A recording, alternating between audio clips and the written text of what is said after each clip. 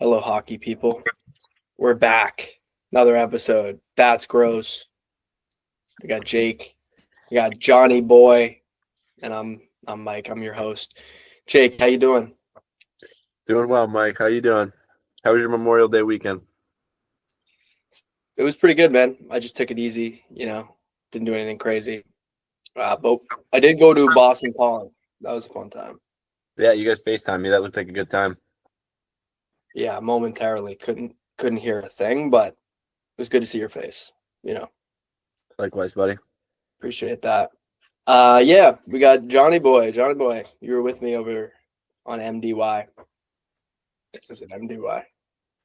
Yeah. MDY, dude? MDW, bud? Same thing. Yeah. No, I agree. Same thing. I'm picking up what you're putting down. Memorial Day Yankee Fest. Yeah. We had a good time. I mean, regardless of what it was called, yeah, Jake, you should have been there. It was electric. Yeah, no, it was a good weekend all around. Nice to get some time off, hang out with the boys, and have a couple beverages. So overall, good weekend. But yeah, looking forward to doing where what we was do that? best. I saw a lot of people there. Like for performers? No, like where in Mass was it? Was it in Boston? It was at Harvard small school, my alma mater, actually. Oh yeah. All right, nice. No, it was never heard of it. It was pretty cool though. Athletic complex. Mike used to play on that football field too. It's crazy. Damn. Yeah, he used to play soccer. That must have been sick, Mike. Yeah, it was a good time. Yeah, so it was a good weekend, man. But we haven't talked in a little bit here. The third round has started. I want to throw it over to Jake. How much have you watched of the conference finals? Because I know that none of us were our team's not in it. So we're hanging in there, trying to watch. What do you got? Yeah, honestly, I haven't really been watching too much. It's been a little busy for me lately, especially this weekend, Memorial Day was it's crazy, running around doing a million things, but been kind of seeing clips and catching bits and pieces of games. So I don't know. Nothing too crazy going on. It's sort of kind of what we expected to see. So we'll dive more into it when we get into each series. But how about you, JB? Yeah, no, I think we're all in the same boat with kind of where we're at with watching the games. It is tough, Mike. You said it, not having your team in it kind of takes away that fun playoff feeling that you get. I mean, obviously it's still enjoyable to watch any of these playoff games, but it's a little different when your team's in it. So, but yeah, Jake, I agree with you. I mean, we'll get into it here. Not super surprised at where we're sitting with just what the series looks like for both of them, but I think I'll wait till we dive into it. Yeah, I mean, it's also kind of tough with the Panthers series. It was not as much of a series I think we all expected. I was hoping Carolina would put up a little bit more of a fight. Obviously, they won a game last night, which was good to see. I think the Canes could do it, boys. I don't know about you. I mean, I really think that was a big game. I don't know, dude. They're not out yet. I don't know, man. I don't see it. You don't believe it? Well, that's what they want.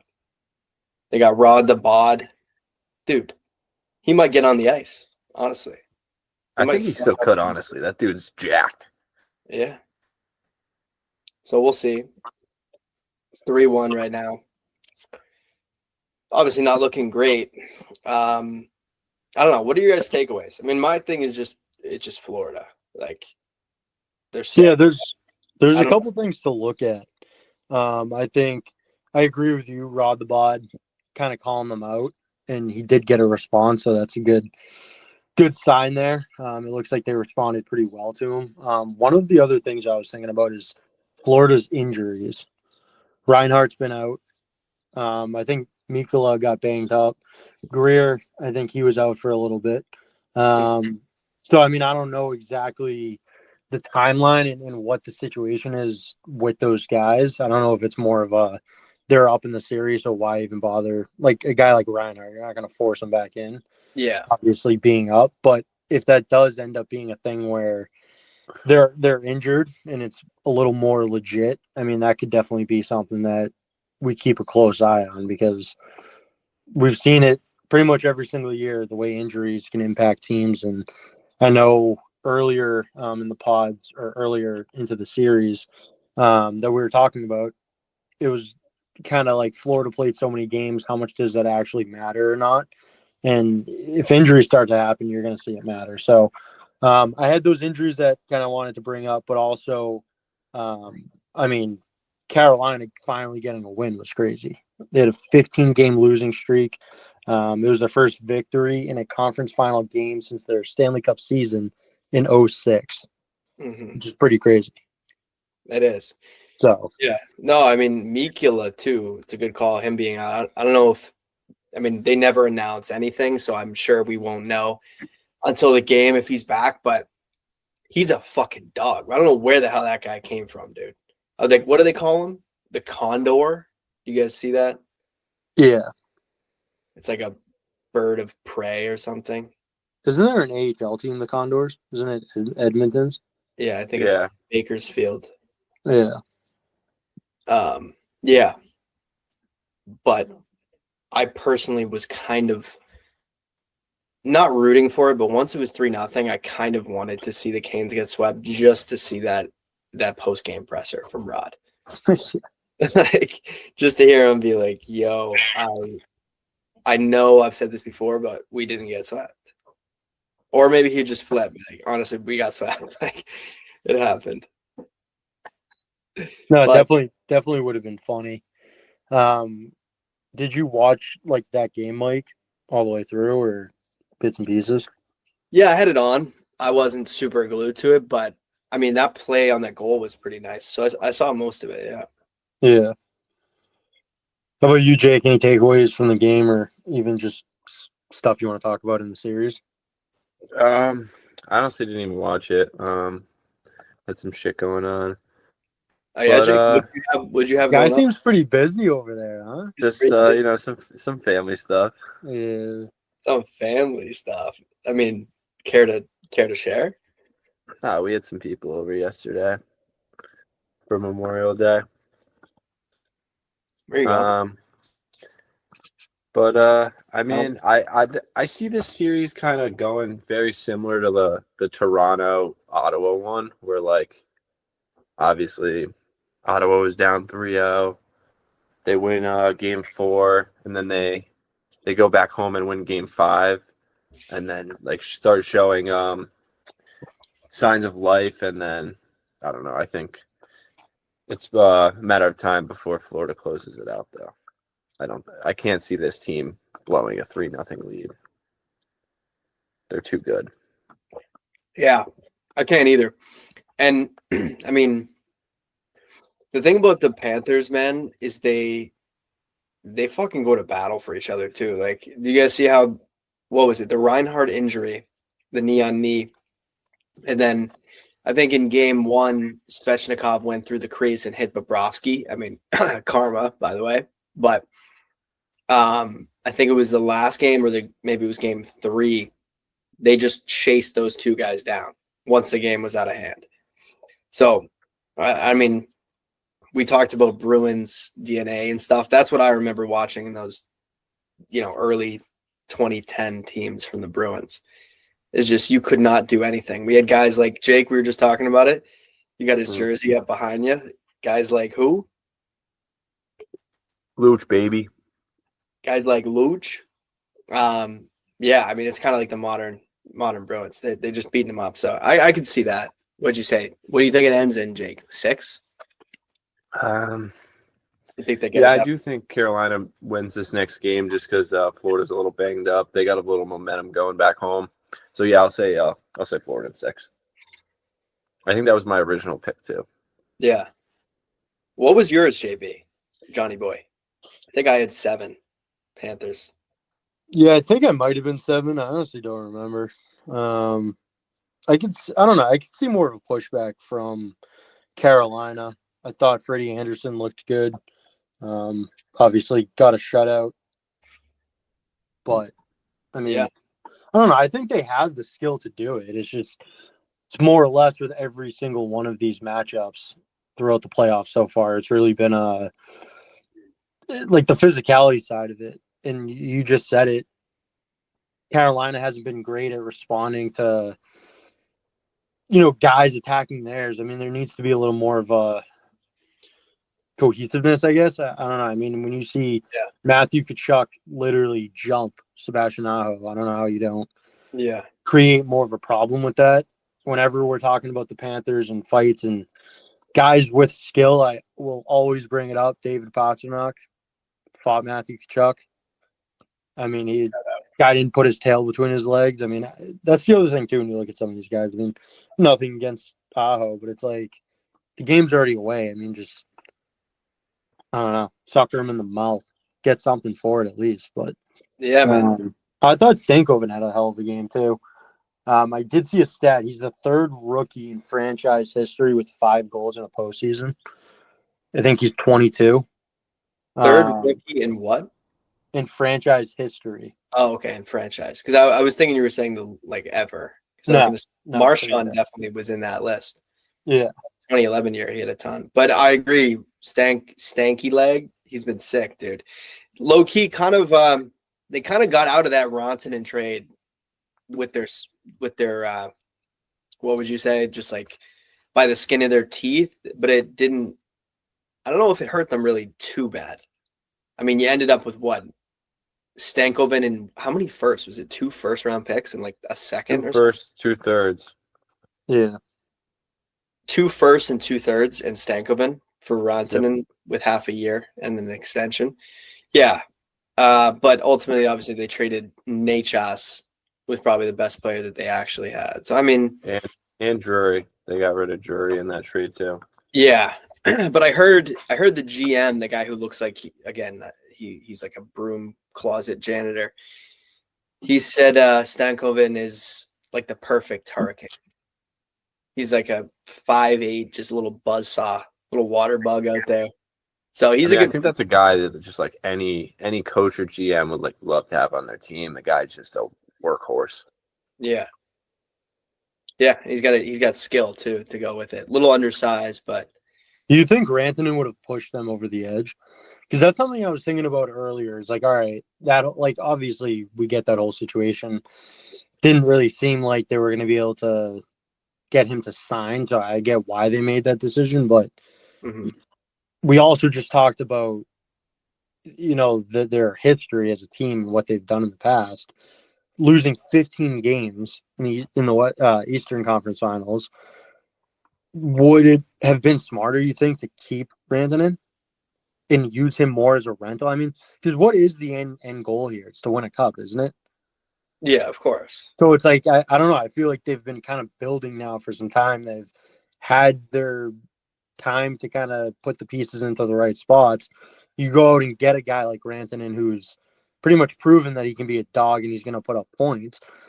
And he's just a beast too. I mean, you kind of look at this team and that's kind of what they're missing. Yeah. I would have loved to have seen him with Carolina against Florida here, but yeah, I just want to throw that out to you guys. I mean, what are your thoughts on the whole rental and winning the cup? If it's honestly, I think probably the biggest part of what happened was that he didn't want to stay there. So I think he pretty much told them, like, I'm not going to resign. In that case, I wouldn't have traded him. I mean, I'm sorry, I would have traded him. I would have done what they did. I think the biggest mistake they probably made was trading for him without getting some commitment. But at the end of the day, it was just a gamble. And if it worked out, you never know. Like, that could have been an incredible trade. It was a big risk trading a guy like Nachas, though. But like I said, I think that they ended up okay with what they got. But I will just finish that with they're still one of those big pieces away. Like they just extended their window, arguably, because they got a younger player and they're still competitive. but they do need to add to that team. They're not a legitimate cup contender. I mean, they're not. I mean, look, maybe they'll fucking reverse sweep the Panthers. I would love that, man. As a, I like Brad Marchand, but I would love to see that. I wanted nothing more than to see the Oilers come back and win that in Game 7. Like, I think every hockey fan who wasn't in Florida did, So anyway, that's all I got. Jake, what about you? Yeah, I think that's a great point that you brought up, that JB. Because I do agree. I think that that's the one thing the Canes are missing is that superstar, and Rantanen sure proved us that he is a superstar. The only thing is that, from what I heard, they weren't going to let him kind of run free the way that they are letting him do in Dallas and how he played in Colorado. They wanted him playing more of their system, and he wasn't a big fan of that. And I don't think you'd be seeing the same Mikko Rantanen you're seeing lighted up in Dallas right now for Carolina. I think he'd be very good, but I don't think it'd be the same result. But, I mean, I guess we'll never know, right? I guess we'll never know. No, it's a good point about the system, too. That honestly might be something they want to change, boys. I don't know what you guys think. I feel like we may have talked about this. It kind of keeps superstars out of there. Like, so Gensel left, now Rantanen. I mean, some of these guys like to kind of do their own thing. I mean, they're good enough too. It just also seems like in 7 games you can expose that.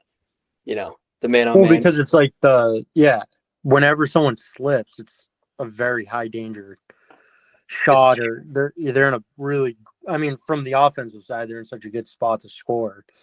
But you just said it, 7-game series. I mean, that's like, to hold that off for 7 games is not easy. So you're going to have a bunch of slip-ups, but I almost think it helps them in the regular season because no other teams play that way. So unless you really prepare to go play Carolina and game plan for that, it's probably just kind of like a goalie who has like a glove on his right hand. You know what I mean? It's just you look up and you're like, oh shit, what are they doing here? But I feel like in a playoff series, like there was a goal I saw, one of Matt Tkachuk's goals, that it was someone had the puck behind the net and someone was chasing them. And then there was just confusion with who had who. And it was like, oh, I lost my man. Who's going to cover?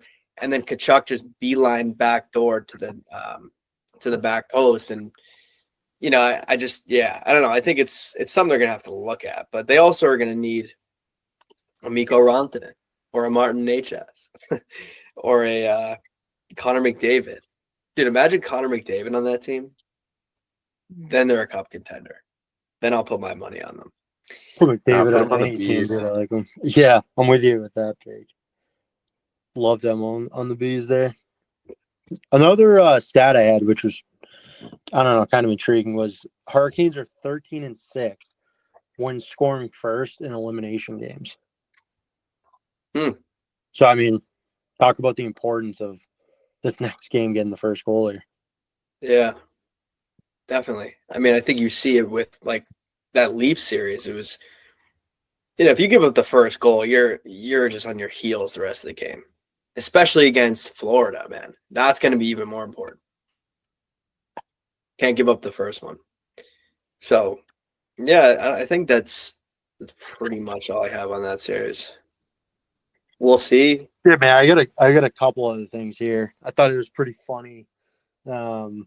Stepping outside of hockey a little bit. Thought it was funny watching Marchand eat Dairy Queen. But that was pretty funny in there. Yeah, what was the thing with that though? Didn't it come out that it was honey? I saw a video after that he was eating honey out of a Dairy Queen. Oh, was he? It might have been. I didn't look too deep into it, but I just saw the headlines of the Dairy Queen, and yeah, it was like a Dairy Queen cup. Just thought that was pretty funny. He did in the post-game presser. He said something about Dairy Queen sponsoring him and stuff. It was a very silly moment. I feel like if you're a Canes fan, you're like, fucking hell, boys. Thought we were gonna force 7, and we're just watching Marchand eat Dairy Queen in the locker room. That's crazy. But yeah, you guys see him go after Gossespear, that little exchange? Oh yeah. So though. Classic Marshy. Yeah, I love it. That's a fuck move. Eh? Scumbag move. Oh yeah. It's an unskilled scumbag right there. It's a non-skilled scumbag. The other thing I had, boys, Boquist should still be a Oh. Bruin. Dude, I was mad when we let him go. I liked him. So fast. So fast. Dude, that team just gets like, think about it. He's not even in their lineup every night. He jumps in with Barkov and just like dangles two guys. How many points does he have in his games? Like he's been unreal. So I mean, There's so many guys like that too. Yeah.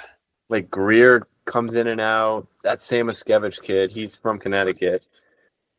Like he was a first round pick. Like he's in and out of the lineup. Like they have so many guys that are like just like scratches, but like they're impact players. Like and they're not even in some nights.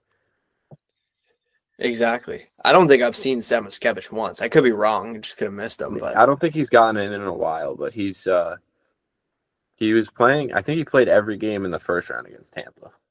okay. But yeah, they're deep. So Carolina's in for one, man. I mean, it kind of almost feels like what Game 6 was for the Leafs in the last series too. Like you get a 1-0. Well, it was empty nets, but you get a 1-0 win pretty much, and then Florida pumps you in the next game. I don't know, but there was some funny press conferences. Paul Maurice is a really funny coach. I'm sure you guys have seen. I mean, we talked about the video where he was screaming at him to pound the D. So in Game 7 they have nothing left, but. Do you guys see his press conferences too? Yeah, I did see a clip of his most recent one. I agree with you. I mean, he's pretty hilarious. I mean, just a guy like that, it's kind of like what you see is what you get. He's very dry. Yeah, exactly. Very dry. And I mean, he's just transparent too with what he's thinking, which I like. I think it's good for the NHL. It's good for fans that are watching to kind of get, I don't know, just a little bit of humor in it, and that he's giving you more. I feel like sometimes you listen to pressers, especially, I don't know, sometimes like even we were talking about Brenda Moore, but it's like you just want something, or even hometown guy, dude. How boring was a Mark Sacco presser? I mean, Oh, Joe Sacco. Joe Sacco, Mark, yeah, that was a blender. No, I mean, Mark. I was thinking Marco Stern, to be honest with you, but yeah. Sacco. Well, Joe Sacco, whatever his name is, dude, he's not in the final running. We can get it. We just shipped him off, dude. He's working at Dunkin' Donuts, I think. He's the one pouring the ice cream into Marshawn's Dairy Queen. He's a trainer. They demoted him from a head coach to trainer. Yeah, we can get into maybe some Bruins. There's a little bit of Bruins news recently that we haven't touched on. We can dip our toes in that water.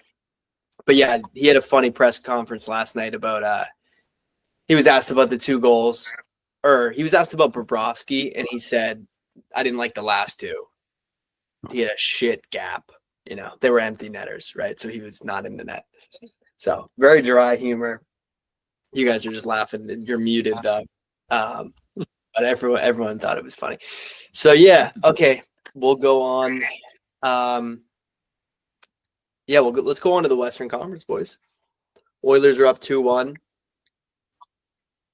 I don't know about you guys. I mean, this sounds just very basic to say, but I mean, I think the Oilers are going to do this. I had a Dallas pick, but it just kind of feels like their year. I don't know. What have you guys seen, and any takeaways that you guys have? I'll throw it to you, Jake. Yeah, I'd agree with that. It seems like Oilers are gonna prevail here, but also at the same time, Dallas has looked pretty good. And I think what happens tonight will really determine the rest of the series. Obviously, to go up 3-1 is huge for Oilers, but I don't know. I still have a hard time believing that this team's gonna just dwindle away and lose in 5 or 6. I still think this series goes 7. Mm-hmm. Just to be clear, I'm not changing my pick, but I do have some serious doubts because of 97.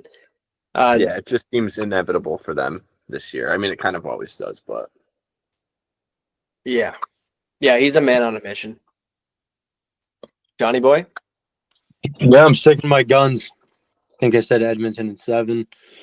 I mean, it was over as soon as Draisaitl and McDavid locked eyes there on the bench. I think we saw that in years past, but yeah, I don't know. I think Edmonton, you guys said it, seems like they're kind of on a mission. I think it would be a sick Stanley Cup final to see a rematch in that and have a question at the end. But yeah, it's been a fun series. I kind of agree with you too. Like I said Edmonton in 7. I think it's gonna go that far. I don't see Dallas keeling over at all. I mean, they got some guys on their side too. If Rantanen keeps up his tear here, can't count him out. So Yeah, man. I mean, he's been a little quiet. No, did he score in this series yet? We're 3 games in. I don't think he's buried one. So I will say, like, I the think point behind McDavid though, which isn't bad. Oh yeah, I don't think McDavid scored other than that game. I think last game he scored a pretty sick goal, but he hasn't scored much. But obviously, guy, I mean, he's like us in Chell, setting up Jeff Lee or Amar Gill, just tap in City. But going into this, you guys asked me what I thought, and I originally went with Dallas. I was like, I think it's Rantanen's year. Looking back, I think that honestly is pretty silly. Like, yeah, Rantanen had his revenge against Colorado, but I feel like at this point, it's just that guy McDavid. We've said it before. You need some insane people on your hockey team. Maybe that means they'll cross a line. They'll like almost borderline kill somebody, but they'll win the game, like Sam Bennett, Matt Tkachuk. But also when it comes to work ethic and just how bad somebody wants to win. And I mean, McDavid's a fucking nut. Hey, boys.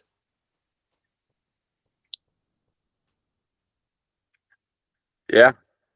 Take the muzzle off, Jay. Come on. Well, you cut out. Did you cut to me? I didn't hear He what went you said. straight to you, man. Through you. I cut right out for me. I didn't hear a single word. I heard "Hey, boys." Yeah, but I mean, pretty much exactly what you said. McDavid is a man on a mission. I mean, I think we all saw that Amazon docuseries they released last summer. It looked like a guy that was going to come back and win a Stanley Cup. And I don't know if you guys saw this, but so Gretzky and Sidney Crosby lost in their first finals, went back to the finals the next year against the same team, and then won their first cup. So Gretzky lost to the Islanders in, I believe, it was 83, and then came back in 84, and then beat them. And then Sid lost to Detroit in 08, and then came back in 2009, and the Penguins beat the Red Wings. So, wow. It kind of seems like inevitable here, like these all-time greats just getting their lick back on the teams that beat them in the finals the year before. So, I mean, we'll see, but something definitely to keep an eye out for. Yeah, I love that, Jake. I think it's something about being that close. Mike, you said it, like how hard that guy works, and both him and Draisaitl. Like when you're that good, like it's really about the hardware at that point. Like you want your name on the cup because you can be the greatest player of all time, but like, I mean, we've seen it, like how much things weigh on whether or not you have a cup. So being that close, my question, and I'll just bring it up now, but I kind of think I know exactly what Jake's point of view is here, but if we see a rematch again, is there any way that we don't see McDavid lift the cup? I mean, like, yeah, there's definitely a way, but like, I'm not betting against him. Like, Florida is very good. I could see them going back to back, but like, in the same sense, I don't see him being denied again, though. Like, it's kind of just like those like all-time greats in any sport, like, just they come back for vengeance. Like LeBron, like I think that's a pretty good comparison. Loses to the Warriors, comes back, faces the greatest team of all time, backs against the wall, just turns it on. Like his absolute greatness just shows. And I think the same for McDavid. Like, and by the way, I think McDavid is a much more dominant athlete at his sport than LeBron is. So we can have a debate about that sometimes if you guys want. I mean, I don't think you're going to hear us disagree with you about that. Yeah. Get a hockey podcast together. I don't think we're going to be like, honestly, dude, mad respect. But I don't know. Maybe JB feels strongly about something like that. But no, I think we're all in agreement. Hockey's the hardest sport there is.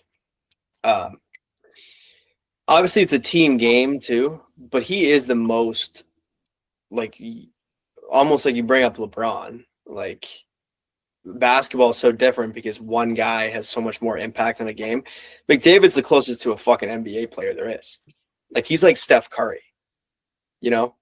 Like, unfair. It's really not fair. Like, we've said it before. You need a bucket in the last possession. It's like McDavid, but it's significantly harder. Dude's going to find a way to get the puck in the back of the net. Yeah, exactly. It's not just he's got to shoot a 3-pointer. He has to get through 3 guys and put a rubber fucking puck into a 6x4 net with a sumo wrestler wearing full body gear protecting Massive Russian. Yeah. So, yeah, he's filthy. I mean, JB, to go back to your question, I don't know if I feel really confident about either way, but I would feel it would be pretty crazy if he lost to them again. That would be brutal. I mean, I think if they play them, I'll 100% I would pick the Oilers.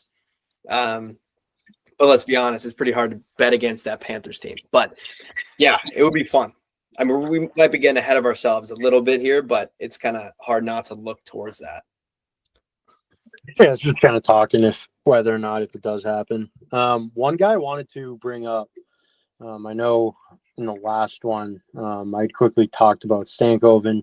With Edmonton, I saw a couple things in one of their pressers talking about it. I don't think it was a post game. I think it might have been like a practice day, but the guys were talking about Ryan Nugent-Hopkins.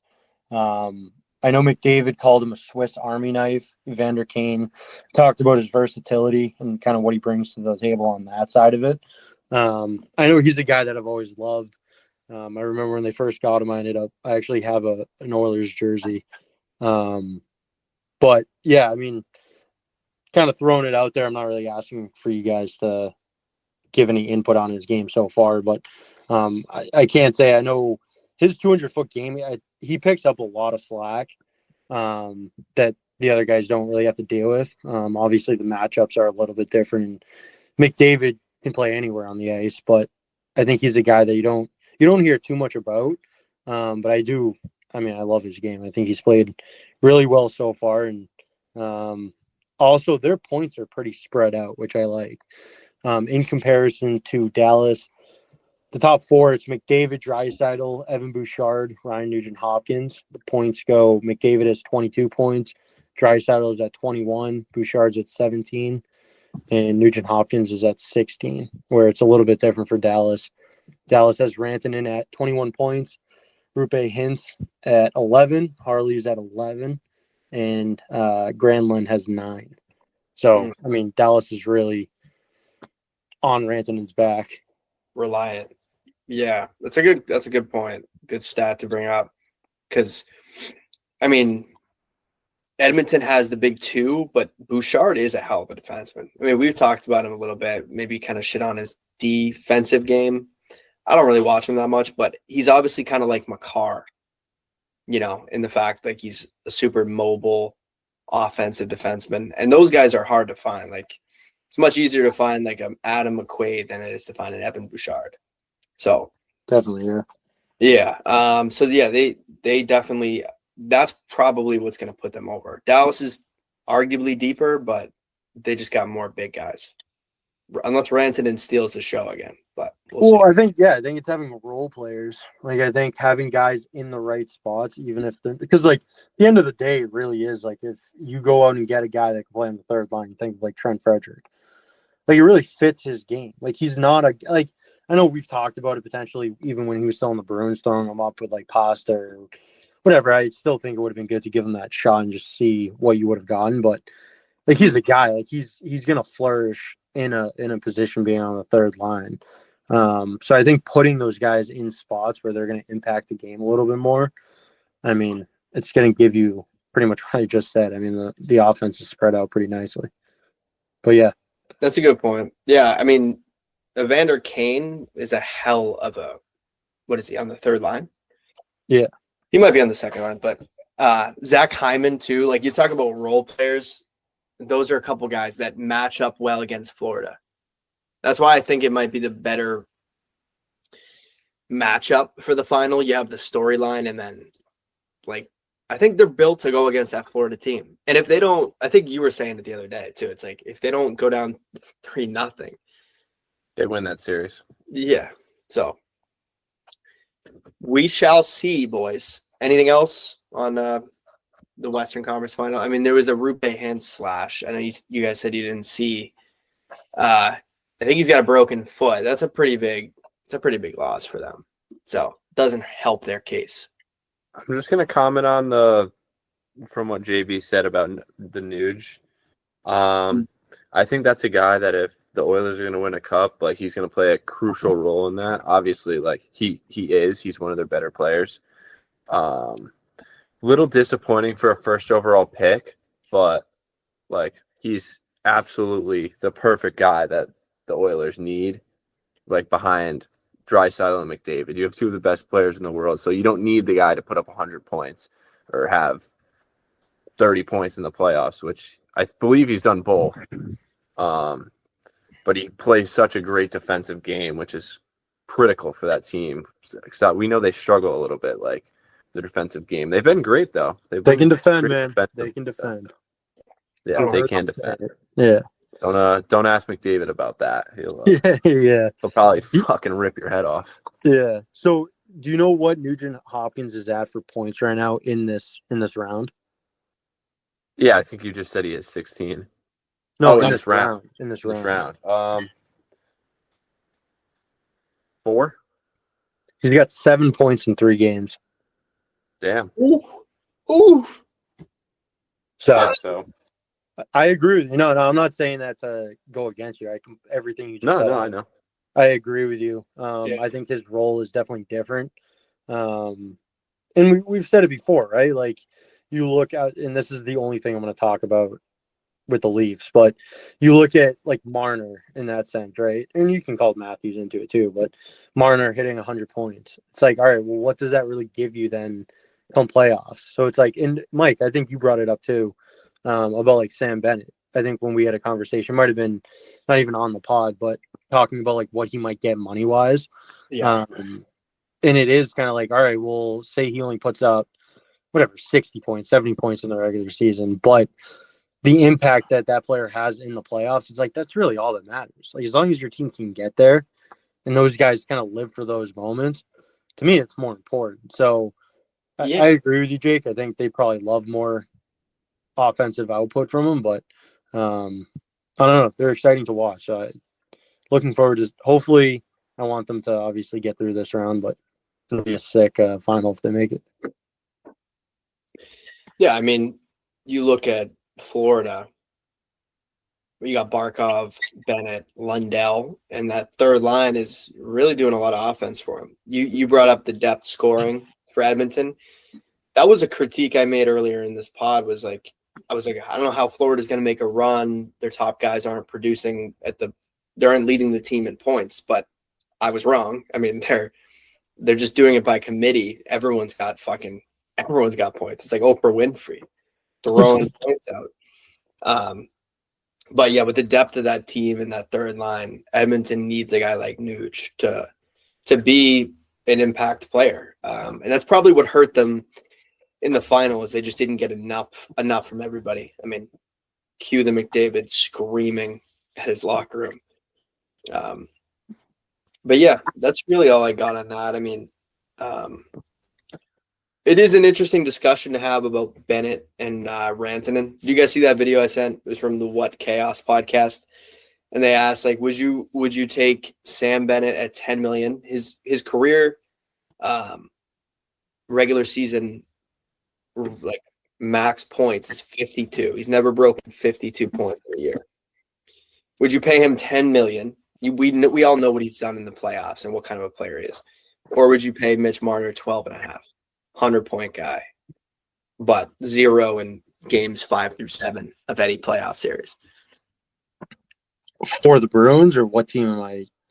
Yeah, it's for let's say the Bruins, because let's say it's a team you actually care about. We're not sabotaging anybody here. Well, it's not even really, I think, caring about it. I just think like if like you're absolutely battling to get into the playoffs and it's more of a stretch that you're going to get into the playoffs, you probably look more at a Marner just to kind of revamp your team just to be able to get into the playoffs. I think when you talk about like in the Bruins situation, obviously I'd love to have a Bennett just because it's like you stick him on a line with Pasternak or even that second line, depending on how things are going to play out with lines. But like the Bruins can get back into the playoffs, I think, with what they have, maybe a couple of different pieces.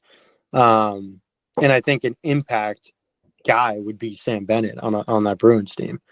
So I think I'd go Bennett, honestly, if we're talking about the Bruins. But there's definitely teams out there that I could see Mitch Marner like being a good pickup for and being worth that money. I mean, he's not going to do much in the playoffs, but if you're just looking to get back in there, I mean, it can definitely be a help.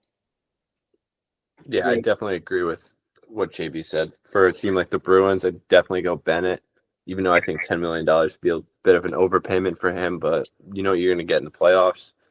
But for a team, for instance, like Utah, I know we've heard Utah's name in the Marner sweepstakes a lot, but I think that would be a team that would definitely lean towards Marner there, where they could use some more production, and I think that would bolster them into the playoffs. I mean, I think they were pretty close to getting in this year. They're kind of just that one piece away. But Yeah. Two completely different players. Completely. That's why it's a fun discussion. And the disparity between points to half the points in the regular season. It's crazy. But the fact it's even considered is it just tells you a lot about what the game, how it changes and all that in the playoffs. But anyway, all right. Well, little quick hits. World's gold. USA ends 92-year drought. You guys catch the game? I didn't, but I saw the overtime winner. A couple Bruins guys on the team, Swayman with a shutout. Lori, as we say, and Peak. Any thoughts on that? Long drought, 92 years. Yeah, USA hockey's definitely on the up. We love to see it. Swayman had some pretty good numbers, so love to see that. Definitely need that guy's confidence to be at an all-time high coming into the next season. Obviously not the best year for him last year, and a lot of questions circulating about if he's the guy or not. I think he is, and something we like to see. Lowry, heard he had a great tournament. And then a guy like Peak, I don't know if you guys listened to Chicklets today when it came out, but the coach, David Worofsky, is that how you pronounce his name? Worofsky. He's from Marshfield. Yeah. Oh, really? That's pretty cool. Sorry if I botched his last name, but I mean, he was praising Andrew Peak, and he said he played a great tournament. He was a guy that could really eat minutes for them and exactly what they needed. So definitely love to see that from a guy that you definitely didn't expect it on an international stage. So, and then we had some prospects do some good stuff. That Dan Lockmelis kid, is that how you say his last name? Yeah. The Latvian kid. He had, I believe, 6 points, and he actually got a praise from Crosby. I don't know if you guys heard about that. I think we maybe sent it in one of the chats. Yeah, I saw that. So that's good stuff. Love to see that. And then Pasternak, obviously. Pasternak led the tournament in points. And then Elias Lindholm, which is a guy you love to see that from, led the tournament in goals. I think he had 1 point less than Pasternak. So yeah, Elias had 14, Pasta had 15. Elias led in goals, though. He had 8 goals total. we love to see it. Yeah, that was good stuff. I don't think there's anything really else to jump on that, but definitely good for Swayman. He's, a lot like you said, Jake, a lot of talk about is he a guy? I mean, it's kind of, it's just like Bruins, the Boston media, but talk about jumping the gun. I mean, the guy had one of the best playoffs we've seen from a goalie, I would say, in a while, 2 years ago. And then, he had a stinker of a year after he signed a contract that was, controversial. I don't know. I got you guys. I think I mentioned you guys before. I got into a heated debate in a men's locker room, hockey locker room, about this. I just think it's silly. I don't even think 8 million is a lot of money at the end of the day either. With the cap going up as much as it is, it's honestly a good deal. Yeah, for real. Especially in a couple of years, it's going to be a deal. He's got to bounce back, but I feel like, I think he will. yeah, I feel like he will. Especially getting this win under his belt. He's a big confidence guy. When he's riding hot, he's feeling himself. Yeah. I feel very comfortable with him in that. Like in that playoffs, like you mentioned, it looked to me like he's not gonna let a puck in the net. Like he looked so confident in there. So definitely want to see more of that version of Jeremy Swayman in the future. Yeah, absolutely. All right. Oh, pet peeve. So, boys, I don't know if you have any pet peeves, but this just came to me probably a little bit before we jumped on here. Scrolling on Instagram, and I see some lady, some woman make a post about her and her friend, they're clubbing or whatever they're doing at a bar, and they post a picture in the mirror, and it's like, your favorite duo is back. That's the caption. That stuff just, it grinds my gears, guys. I don't know about you, but seeing that, like seeing someone really post your favorite duo is back, it's like nobody cares. Like my favorite duo is Brad Marchand and Patrice Bergeron. Okay. Not you and Stacy at the club. So anyway, it was just something I had to get off my chest. I don't know. Do you guys have any pet peeves? Anything you want to bring up? I got one kind of similar, like another white girl Instagram like post. Like you ever see like girl post like, oh, like my twin, and it's like a white girl and then like a Mexican girl. It's like no, you don't fucking look anything alike. Like what are you talking about? Yeah, 100%. Or she's 300 pounds, and it's just like commenting underneath it. Just like, oh my god. The comments are worse. Don't take my fat girl thunder, post, and it's like skinny queen in the comment section. It's like, don't lie to her. Don't lie to her. Yeah. Wait, you're talking thunder because the chick's so big that they're just gonna stomp, and it feels Well, like. no, I know we've had that conversation before. That was gonna be my my pet peeve. Oh, that's your pet peeve. Yeah, and we've talked about it off air, man. We should start doing that as guys. Like we should start. I don't think any of us really regularly use Instagram. I mean, I use Gross Hockey. I mean, never heard of it. We run the socials team for Gross Hockey. I think everyone who's listening has obviously heard about it. But we should start posting on our personal Instagrams and just comment. Just be like king and a crown emoji, stud, shit like that. What do you guys think? You guys down? Yeah. I mean, if you start unleashing some Instagram posts, I'll be all over it. Yeah, I'll be in the comment sections for you, Mikey. All right, I'm here for you guys too, man. So, all right, well, that could have been a conversation we could have had off air, but why not? Here we are. So, yeah, guys. Do we have any thoughts on? I mean, we just talked about the Bruins. Any thoughts on coaching? I saw a couple things come out today that they're down to the Capitals assistant Mitch Love, and then Ontario Reign head coach Marco Sturm, saying that the interviews should be happening this week. I mean, I'm leaning more towards Marco Sturm, but I think it'd be cool to get him in there. Yeah. I mean, I'd say. Oh, sorry, didn't mean to cut you off. Go ahead. I'd say also leaning Sturm, but like that's the only reason is just it's a familiar name. I don't really know that much about any of these candidates. So obviously Sturm's had a success, so I don't know. We'll see. Yeah, I agree with you, Mr. JB. Marco Sturm just jumps off the page. I don't know anything about the way these guys coach, but why should I even look into it? Because it's not my decision. You know, who knows? Maybe one day that will be my decision. And What do you guys think about, like, you guys?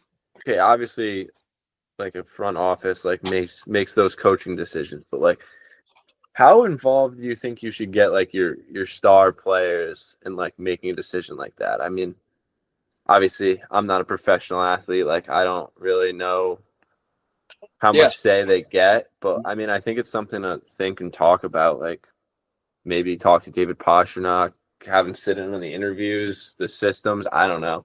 I think it's I an think, interesting yeah, point.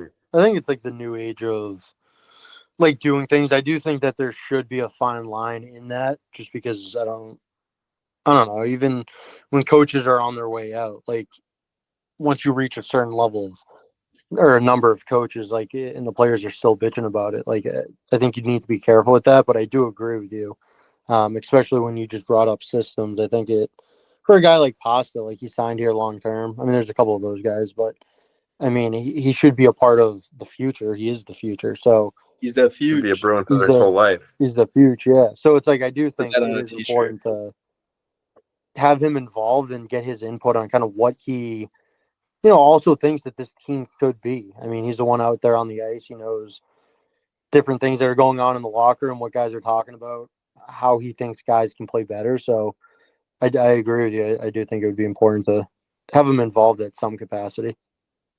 Yeah. No, I would echo that entirely. I think to not involve them at all would just be kind of silly, right? You got to build your team around those guys.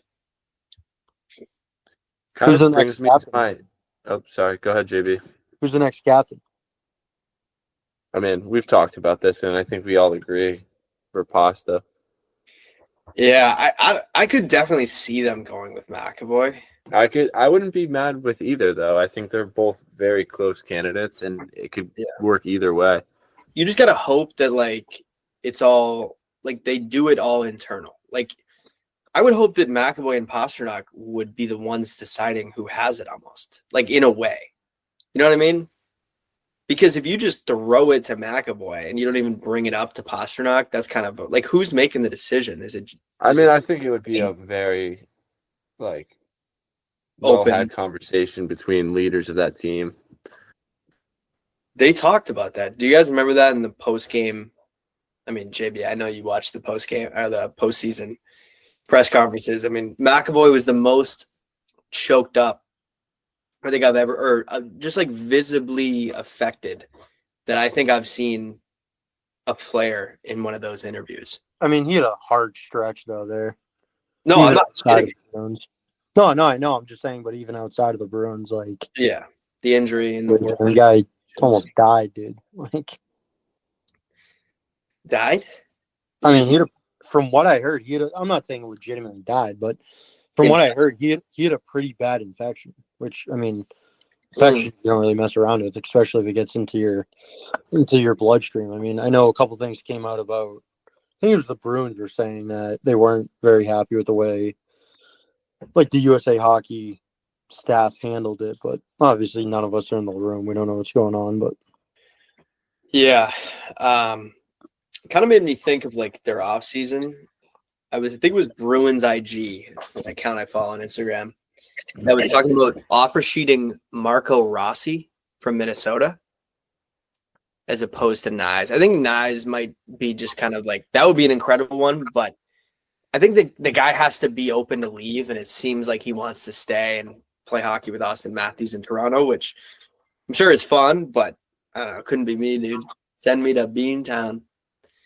But you wonder if there's some under the radar offer sheets on guys. Like I think you brought up Jake Mason McTavish. Was that you? Yeah, I think so. There's definitely a lot of guys out there that I mean, it depends what you're willing to give up, right? So I think there's some pretty good guys for several different price tags. A guy's name that I heard a lot is Maverick Bork from Dallas. A lot of teams have their eye on him. Yeah, it's a good point. Like the teams that are cap crunched and like Edmonton was. like trying to replicate that, where you don't have to pay them $8 million and give 3 first-round picks, but you can kind of handcuff a team. Yeah. Yeah, we'll see. We talked about the Bruins draft. The draft is what, in a month? I think it's like the 26th of June. Yeah, about that time. Mm-hmm. There's another thing I want to bring up because I almost feel like it's kind of a matter of time until this happens. So I want to see your guys' thoughts. Like Berg, he's got to be coming into the front office at some point, right? You would think. Like I would love to see them bring him in some role any way this year. I know they got him on the broadcast doing that thing once a month, instructive views on Nesson, but I think he'd bring a lot to that team just by simply having his presence. Yeah, I mean, Yeah, I got a question me with Mike on this, dude. yeah, I was gonna say, I think Johnny Boy's got his whitey tighties on his wall frame. It's actually signed. It's signed too, and there's the perfection lines underwears hanging above my bed. God, I missed the perfection line, dude. That's how good was life, boys? Oh, it's so good, man. Everything was just easier, man. What do you think the peak was? Was it just the cup? Like, where were you guys? Like, because thinking back, we're all about the same age. We were all 10, 11 years old. Were you guys dialed in watching it? Were you maybe not into it at that point? Like, I think I know more, maybe JB. Jake, I don't think we've ever even talked about it. So, yeah, where were you? I was definitely dialed in, but like, I mean, I was 10 at the time, maybe. I think I was actually 9 because I have a late birthday. Yeah, I mean, I watched every game, but like I feel like I was a little too young to like really appreciate it. Mm-hmm. I mean, obviously I was extremely happy they won, but like in like 2013, like I was a little bit older, I like was more heartbroken by like that bullshit that we had to go through in game 6. And then like 2019, like senior year of high school, like that would have just been like the most amazing thing like ever. I remember probably my favorite memory, especially of that line, is the Pastrnak goal in game 6. Just like the passing of that play, and it just Columbus, like it was right? like a perfect cap to that series. Was it Columbus? Yeah, the Columbus series. Yeah, I know exactly what you're talking about. The Selly was electric. Yeah. Yeah, definitely. Yeah, I agree with you. Look, 2019 hit hard for sure. I mean, they had an easier path that year. And it kind of felt like, oh, maybe this could be it. And then, of course, they were a couple goals short at the end of it. But, yeah, it's kind of like Marchand, right? Like, he won his first year, and he was talking about it. He's like, you don't really fully appreciate it. Like, I was 10 years old. Now, as a fan, you're like, dude, it's been 15 years, and your team doesn't do it again. So, maybe they'll be back. JB, what about you? Where were you? Were you in your Bruins PJs, your onesie? Yeah, man. I mean, I sent you that picture. I think, I don't know if it's in the group chat or just over to you. The one of my childhood bedroom. Just literally, it's like the Bruins threw up in there. Yeah, that'll never come out on Girls Hockey. But I mean, it's not actually your bedroom. Yeah, it is. Wait, what? That was my childhood bedroom. No, wait, for real? Yeah. I mean, I guess I gotta see. I Send it in can't the say- chat I after can't this. say anything, dude. I'm not even gonna comment. Yeah, you gotta send it to Jake though. Yeah, Sure. I will. But yeah, no, where I was, we actually threw we had like a cup party at my house. So I was gonna say that too, like you guys were talking about being young. Obviously, I was in the exact same boat as you. I think it was just different too, though, like seeing the people around you so happy to see a win. Like my dad's been a pretty huge Bruins fan, so I mean they waited so long. So to see that, I mean you don't fully appreciate it, but you're happy.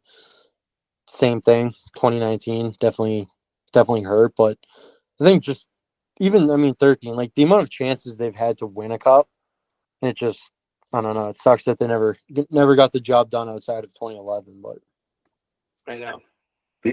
I mean, at least those guys got one, right? Bergeron, but they could have had a few, at least two.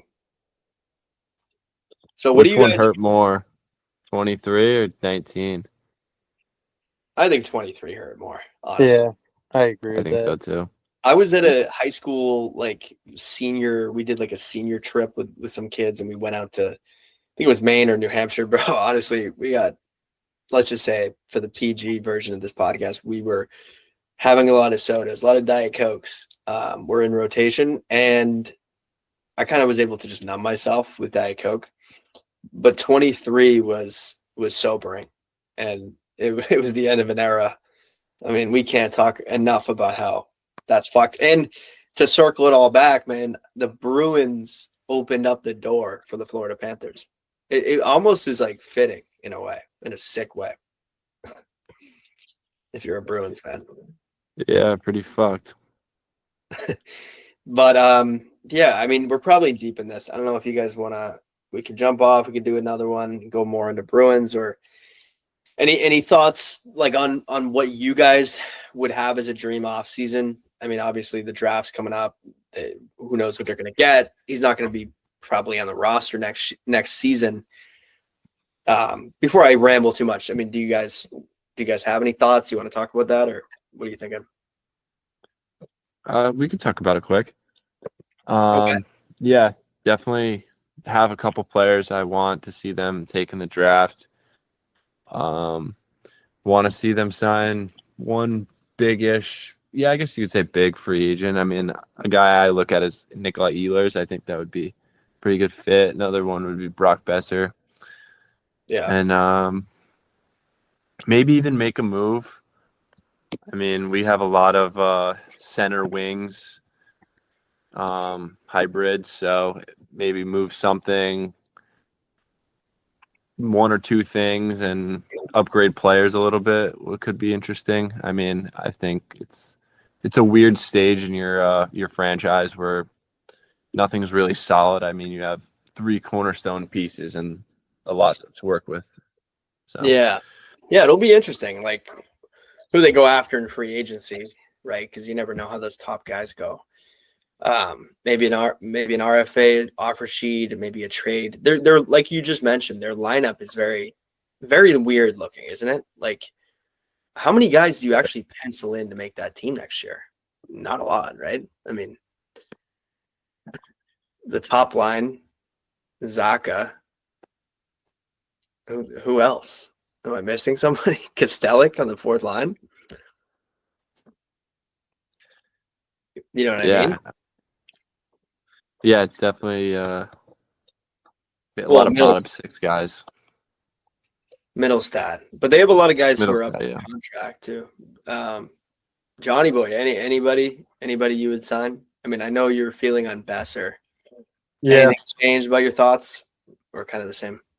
No, I'd say still pretty much the same. I'm a big Besser fan. I'd like to see them kind of have the lineup, I don't know, unified. I mean, you have Pasta on the right on that first line. I think it'd be kind of sick to have another strong righty in the lineup.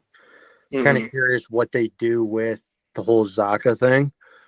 I'm not sure if they're going to keep him with Pasta or they might move him down. I don't completely hate the separation there. But I mean, at the end of the day, I guess if you do separate him and you're not getting a ton of offensive output from Zaka, you might have to move him back. But yeah, I'm more on the Besser side. I think. Well, you kind of just mentioned it, that a right shot, a goal scorer. What are their needs? What do you guys think their actual needs are? I mean, maybe it's just that, but I don't know. Is there anything else? Because, like I said, I just think more of a threat, whether you call it depth scoring or whatever. I just think right now where they're at outside of that first line, is any team really super afraid that they're going to get scored on? I mean, even get hemmed into the zone. That's the big thing, being able to create offensive zone pressure, but also keep the puck in the O zone, and just wear teams down. is really what we want to see them get back to. I mean, I think they need to play a much more simple game, and just more of a straight line. I mean, that was something that we had in DeBrusk, which losing him, I mean, we kind of saw that hurt them a little bit. I personally think. I think they got a little too fancy with it sometimes. Zaka, I don't know if Pasta beats him or what happens, but he seems pretty afraid to ever shoot a puck. So, Zaka is like the scared dog in the corner of the room. Has a little bit of PTSD. So yeah, it'll be interesting. There's a couple names out there, like maybe lower, and maybe you go for a big swing, and then you also try to get a guy like Manjapani, somebody else. I don't know, you don't want to go too old, right? Because you don't. This team, they want to compete next year, but like you can't sign some old guy, 34 years old, to a multi-year deal. I mean, I think you're also going to be, I mean, definitely relying on those younger guys too. I think all of us are looking for Patra to have a pretty big year. Fraser Minton, I liked what we saw from him. I think he has definitely more to give. I mean, both of those guys are super young still. So, but I think that's where you start to get into, like, now you need some of these guys to pan out too. I mean, I don't know where you guys really put Patra, even in the grand scheme of things. But I mean, I think he could eventually be a top 6 guy, second line center possibly. It's the hope. And that's why I mentioned a guy like Ehlers, because at first I was always on the Besser train with UJB, that I wanted that to be their number one target. But then thinking that you could get them both for around the same price, I think Ehlers drives play a little bit more, and that's absolutely what they need. I mean, right now the only guy that really drives play on that team is Pastrnak, and does a great job at it, but you need that on more than one line in your lineup. So that's why would really love to see him, like, sign him for, like, I don't know, $9 million. They have a lot of cap this year. Yeah, I'd be down with that. It's just so tough, right? Who knows? I mean, didn't you say that you think he's gone? Did he say something about that? Ehlers? Yeah, it's been rumblings for a while, but I would say 90-10 he's gone. Yeah, I don't think he really likes living in Winnipeg. Well, that's the thing, right? Like, Boston's a pretty lucrative selling point. It's a good team. The media isn't that bad. Like, it's not like a Florida, like, where nobody harps on anything when you're losing, but it's not as bad as a Canadian market. And the weather, obviously the summers are great. The spring is great. The fall is nice. It's not like freezing all year round. So they have to find a guy who's going to be a good fit, personality-wise too, right? Because he's joining the core. He's joining the McAvoys, the Pastrnak, the Swayman, and you're exactly right. Like, they got to find a guy who's going to carry the weight a little bit, right? Pull the rope. Like, they don't have enough guys right now who can do that, which is why they sold at the deadline. So, yeah, it'll be interesting, and it's coming up quick, boys. I mean, we're almost in the finals. Then you got the draft, and then July 1 comes. So, some stuff to look forward to. That's all I got for you guys here today. Anything else, or you want to wrap it up? No, I think we're good. Wrap it up. Good to wrap it up. Yep. Wrap it up. Don't be silly. Wrap your willy. Well, thanks for listening. If you're still here, appreciate you. Good chat with you guys. We'll see you next time. See you, boys. See you.